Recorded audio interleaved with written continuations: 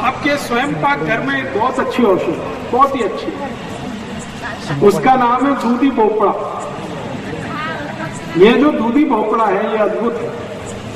इसकी भाजी आप खाते हैं रोज, बहुत अच्छा है, तरकारी खाते हैं, बहुत अच्छा है, लेकिन अगर इसका रस पिए दूधी भोपड़े का तो आपके शरीर की 15 बीमारियों को अकेला दूधी भोपड़े का रस ठीक कर देता है। सबसे खराब बीमारी जिसको हृदय घात आप सब समझते हैं, हृदय घात, हार्ट अटैक, कार्डियक अरेस्ट जिनको भी हुए या हुआ है या होने की शक्यता है, उन सब की सबसे अच्छी औषध है दूधी भोपड़ा, दूधी भोपड़े का रस। क्या करना है, दूधी भोपड़े को काटना छोटा छोटा पीस, फिर चटनी बनाना, फिर उसको कपड़े में निचोड़ के रस निकालना, नहीं तो मिक्सर में सीधे छोटे पीस काट के रस निकल सकता है। अब ये जो दूधी भोपड़े का रस है इसमें थोड़ा कोथिमीर का रस मिला, 1 गिलास दूधी भोपड़े के रस में आधा चम्मच कोथिमीर का रस, फिर इसी में आधा चम्मच पुदीने का रस मिला,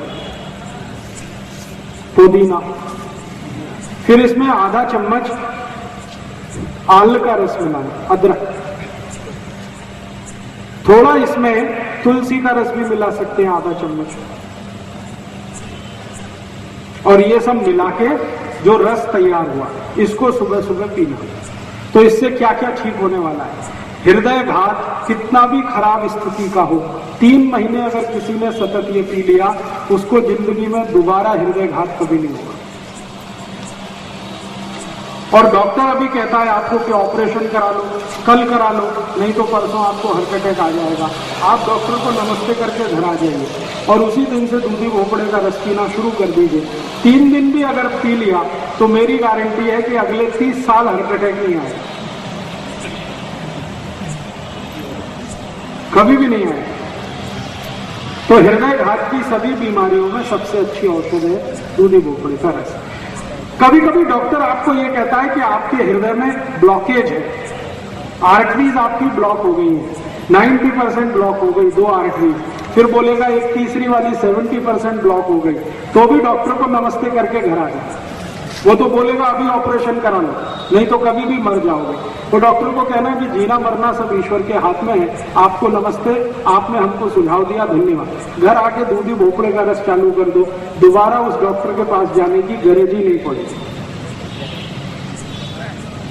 हृदय की सभी बीमारियों में सबसे अच्छी औषध है दूधी भोपड़ा। इस दूधी भोपड़े से और भी एक रोग ठीक होता है, ये संधिवात। अगर गुर्गे का दर्द है, कमर का दर्द है, कंधे का दर्द है, दूधी भोपड़े का रस पीते रहिए, 3-4 महीने में ये सब दर्द निकालेगा। इसी दूधी भोपड़े से एक और रोग ठीक होता है, आधा सिर का दर्द, माइग्रेन। इसी दूधी भोपड़े से एक और रोग ठीक होता है, कब्जियत, कोष्ठबद्धता, मलबद्धता। इसी दूधी भोपड़े से एक और रोग ठीक होता है, और वो रोग आपके रक्त के विकार का है। रक्त में कई बार एसिडिटी बढ़ जाती है, रक्त में एसिडिटी आ जाती है, ज्यादातर एसिडिटी पेट में होती है, लेकिन कई बार रक्त में आ जाती है, और रक्त की एसिडिटी सबसे खराब होती है। इतने खतरनाक रोग आते हैं कि जिसको ठीक कोई ना कर पाए। सोराइसिस हो सकता है, इचियोसिस हो सकता है, एक्जिमा हो सकता है। इन सभी रोगों में आधारभूत औषधि है दूधी भोपड़े का रस। अगर आपको ब्लड प्रेशर बहुत ऊंचा होता है, बहुत हाई है, दूधी भोपड़े का रस लेंगे, ब्लड प्रेशर नॉर्मल कर देता है। मोटापा बहुत हो गया है, ओबेसिटी आ गई है, वजन बढ़ गया है, दूधी भोपड़े का रस पीजिए, 4 महीने में वजन कम कर देता है। नींद नहीं आती रात को, दूधी भोपड़े का रस पीजिए, बहुत अच्छी नींद आएगी। भूख नहीं लगती, दूधी भोपड़े का रस पीजिए, भूख बहुत अच्छी लगेगी। आंखों की रोशनी कम हो गई है जिनकी, उनको दूधी भोपड़े का रस पिएंगे तो रोशनी बढ़ जाएगी आंखों।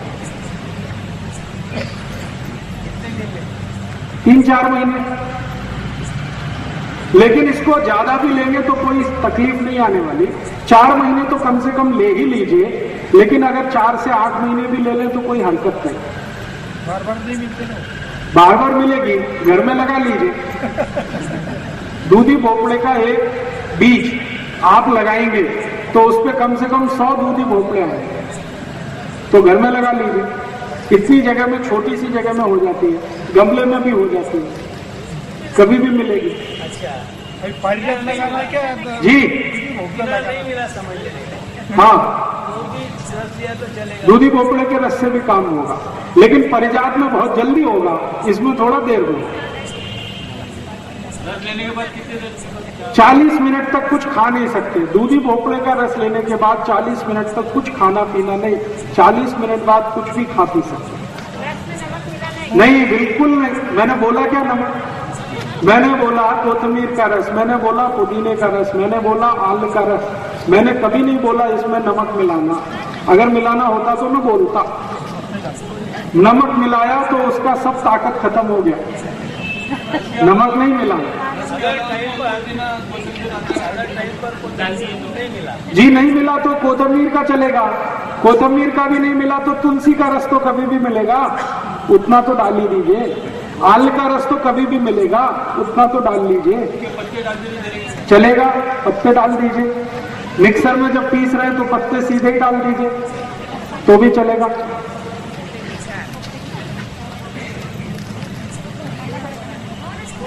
समझ में आया?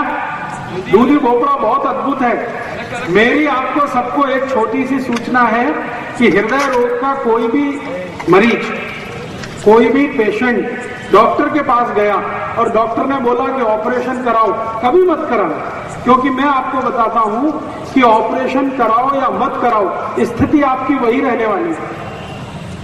ऑपरेशन होने के बाद यही है कि 2-2.5 लाख रुपए डॉक्टर आपसे ले लेगा, गारंटी कुछ नहीं देगा। वो कहेगा अगले दिन भी हार्ट अटैक आ सकता है, तो क्या फायदा ऑपरेशन कराने का? और मैं आपको बताऊं, हृदयघात का ऑपरेशन करने वाले सब डॉक्टर अपना ऑपरेशन कभी नहीं कराते, वो खुद दूधी भोपड़े का रस पीते,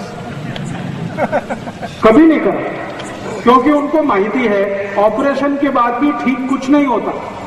ऐसे मेरे पास बहुत पेशेंट हैं जिन्होंने ऑपरेशन कराया, एंजियोप्लास्टी कराया, बाईपास सर्जरी कराया, फिर से हार्ट अटैक आया और दोबारा पैसा नहीं था इसलिए ऑपरेशन नहीं करा पाए और दूधी भोपड़ा लेना शुरू किया और वो ठीक है।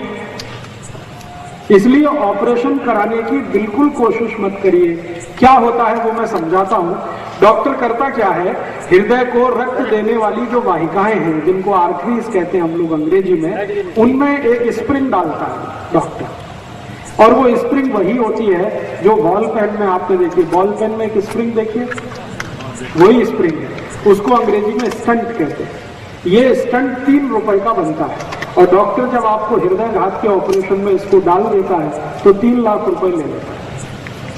3 रुपए की चीज है और आपसे 2.5-3 लाख ले लेगा और बोलेगा गारंटी कुछ नहीं, कल फिर अटैक आ सकता, तो फायदा क्या उसको डलवाने का। इसलिए कभी भी हृदयघात का ऑपरेशन कराने की कोशिश मत करिए।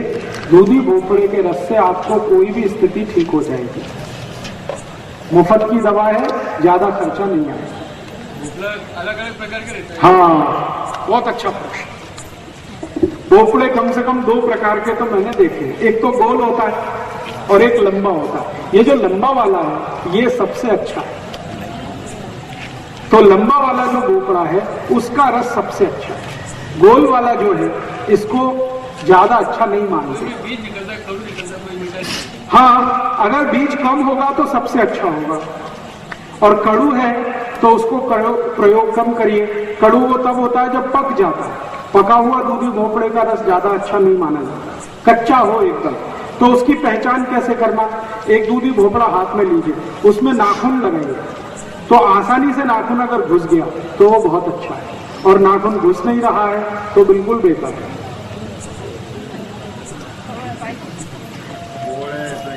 ठीक है, आगे चले चलिए जी।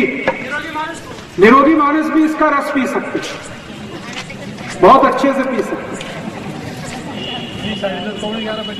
अगर निरोगी मानुष इसको पिएंगे तो क्या होगा, शरीर के अंदर जितनी भी टॉक्सिक वेस्ट को क्या कहना चाहिए, विजातीय द्रव या विजातीय तत्व जो शरीर के अंदर घुसे हुए हैं, जिसको जहर कहा जाता है, दूधी भोपड़े का रस इस पूरे जहर को पेशाब के रास्ते निकाल देता है।